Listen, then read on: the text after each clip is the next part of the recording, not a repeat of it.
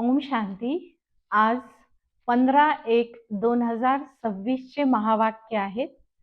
आज महावाक्यांमध्ये परमात्मा सांगतात, गोड मुलांनो, तुम्ही हे ईश्वरा, हे भगवंता, हे बाबा असे अक्षर म्हणू शकत नाही, कारण हे भक्ती मार्गाचं प्रतीक आहे. आर्तयातना किंवा मागणे ही भक्ती मार्गाची प्रतीक आहे. त्यामुळे तुम्हा मुलांच्या मुखातून हे शब्द नाही निघाला पाहिजे. प्रश्न आहे आज महावाक्यांमध्ये परमात्मा सांगतात की तुम्हा मुलांना श्वेत वस्त्र परिधान करणे का प्रिय आहे आणि श्वेत वस्त्र परिधान केल्यानंतर त्याचं प्रतीक काय आहे. आज महावाक्यांमध्ये परमात्मा उत्तरमध्ये सांगतात की श्वेत वस्त्र ही मरजीवा स्थितीची निशाणी आहे.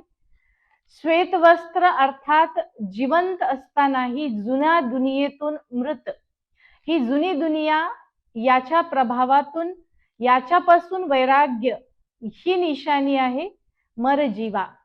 त्यामुळे श्वेत वस्त्र मृतदेहावरती झाकले जातात. श्वेत वस्त्र हे प्रतीक आहे वैराग्याचं. आज परमात्मा सांगतात तुमचा जन्म मरजीवा असल्यामुळे तुम्हाला हे श्वेत वस्त्र प्रिय आहे. परमात्मा आज मुरलीमध्ये विश्लेषणमध्ये खूप सुंदर पॉइंट सांगतात. बाबा सांगतात की सर्वजण आपसामध्ये म्हणतात की हिंदू, मुस्लिम, सिख, ईसाई आम्ही भाऊ भाऊ. तर भाऊ भाऊ कोणत्या दृष्टिकोनातून? परमात्मा पिता एक आहे आणि सर्व आपण आत्मे परमात्म्याचे मुलं आहोत. त्यामुळे आपण सर्व आपसामध्ये भाऊ भाऊ आहोत. भातृत्व भावना आपसामध्ये जेव्हा असेल तेव्हा आपण ईश्वरासोबत कनेक्ट होऊ शकतो. म्हणून आत्मा भाई भाई हा अभ्यास अति आवश्यक आहे. परमात्मा सांगतात की ईश्वर ज्ञानाचे सागर आहेत, ज्ञान देत आहेत, राजयोगाचं शिक्षण आपल्याला शिकवत आहेत आणि ही शिवबाबांची शाळा आहे. या शाळेमध्ये ज्ञानाचा सागर स्वतः आत्म्यांना शिकवत आहे आणि परमात्मा सत्य आहेत. परमात्मा सत्य गोष्टीच आपल्याला शिकवतात.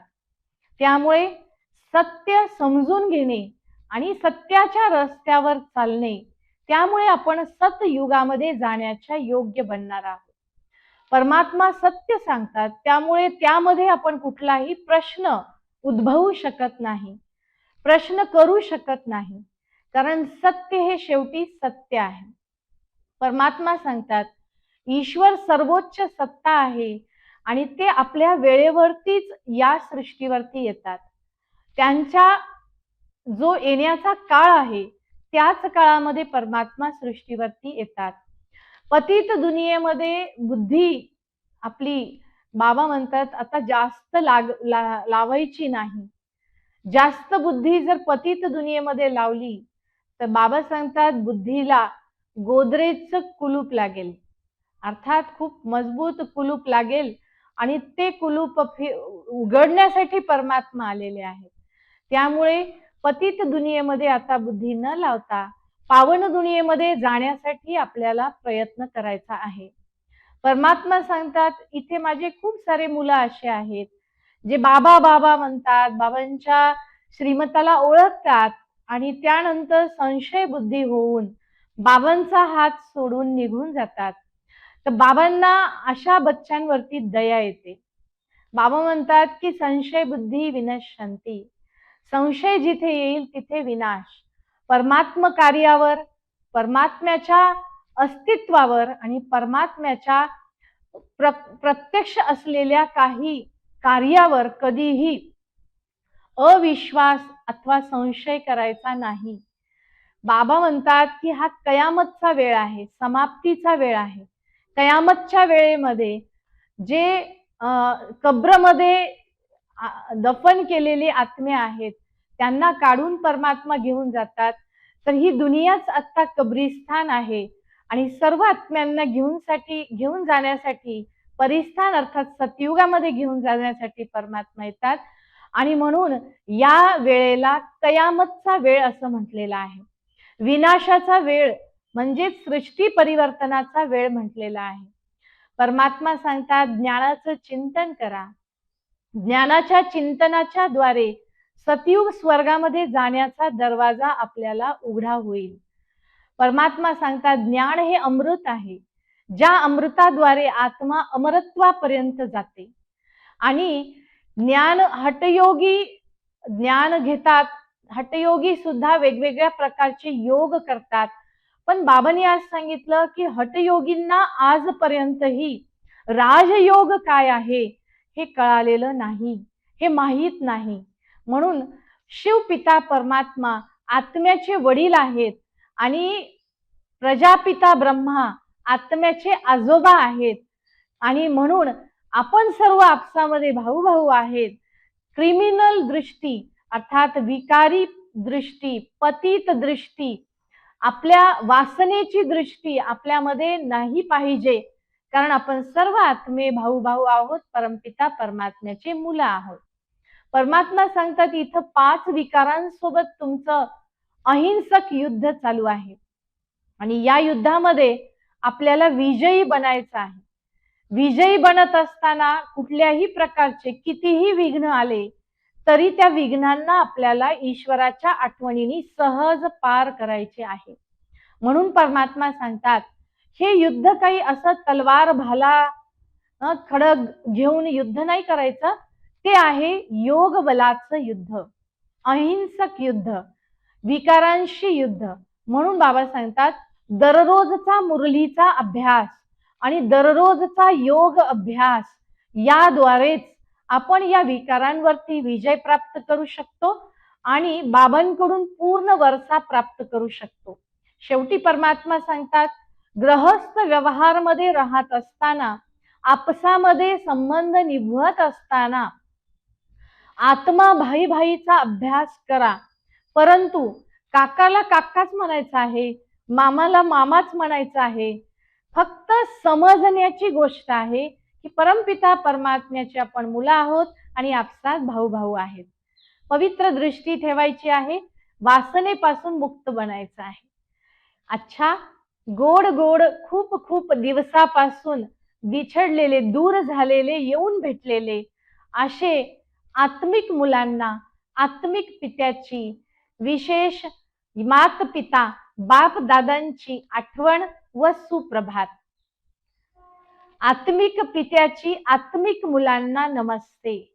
आपणही म्हणायचं आहे आत्मिक मुलांची आत्मिक पित्यांना नमस्ते नमस्ते. आज धारणेसाठी मुख्य सार आहे. प्रथम पॉइंट, भाऊ भाऊचा अभ्यास पक्का करून देहाच्या संबंधांना युक्तीने सांभाळायचे आहे. विकारी दृष्टी कधीही नाही गेली पाहिजे. विनाशाच्या वेळी संपूर्ण पवित्र बनायचे आहे. दुसरा पॉइंट आहे बाबांपासून वारसा हक्क घेण्यासाठी आपला अभ्यास, मुरलीचं अध्ययन चांगल्या पद्धतीने करायचे आहे आणि पतित पावन शिवबाबांशी आपला संबंध जोडून स्वतःला पवित्र बनवायचे आहे. आज बापदादा वरदान देतात, आपल्या संपूर्णतेच्या आधारावर वेळेला जवळ आणणारे मास्टर रचयिता बना. वेळ तुमची रचना आहे आणि तुम्ही रचयिता आहात. वेळेनुसार जर बदल केला तर सर्व मार्क्स वेळेला जातील. म्हणून वेळेपूर्वी आपल्याला तयार व्हायचं आहे. वेळेपूर्वी आपल्याला संपन्न अवस्था प्राप्त करायची आहे. त्यामुळे वेळ निघून गेल्यानंतर जर आपण प्रयत्न करू तेव्हा पश्चाताप करावा लागेल, प्राप्तीपासून वंचित होऊ. त्यामुळे बाबा सांगतात वेळेच्या आधी स्वतःला तयार करा आणि आपले मार्क जमा करून स्वपरिवर्तन करून प्राप्तीचे अधिकारी बना. सुविचार बाबांनी आज सांगितला, कर्म आणि योग याचा संतुलित अभ्यास जर केला तोच खरा कर्मयोगी आहे. कर्म आणि योग याचं बॅलन्स, संतुलन आपल्याला ठेवायचं आहे. आज अव्यक्त इशाऱ्यामध्ये बापदादा सांगतात, जीवनमुक्त स्थितीचा अनुभव करण्यासाठी बंधनातून मुक्त व्हायची प्रॅक्टिस करायची आहे, सराव करायचा आहे की शरीर आणि कर्मेंद्रिय जोपर्यंत आहेत तोपर्यंत आपल्याला कर्म तर करावेच लागेल, परंतु कर्माचं बंधन आत्म्याला बांधलं गेलं नाही पाहिजे. त्यामुळे जसे जसे आपण या बंधनातून मुक्त होऊ तसे तसे आपण सफलतापर्यंत पोहोचू. म्हणून आज पूर्ण मुरलीमध्ये सार बापदादा आपल्याला सांगतात, जीवनमुक्त स्थितीचा अनुभव करायचा असेल तर आपल्याला जिवंत असताना मरणे अर्थात सर्व गोष्टीतून हदमधून बुद्धी काढणे. जेव्हा आपण बाह्य परिस्थितीचा प्रभाव स्वतःवर होऊ नाही देणार, सर्व गोष्टीमध्ये आपण समान राहू, तेव्हा आपण मरजीवा बनू. या सर्व गोष्टींना आज बापदादांनी आपल्याला खास अभ्यासासाठी सांगितले आहे. अच्छा, ओम शांती.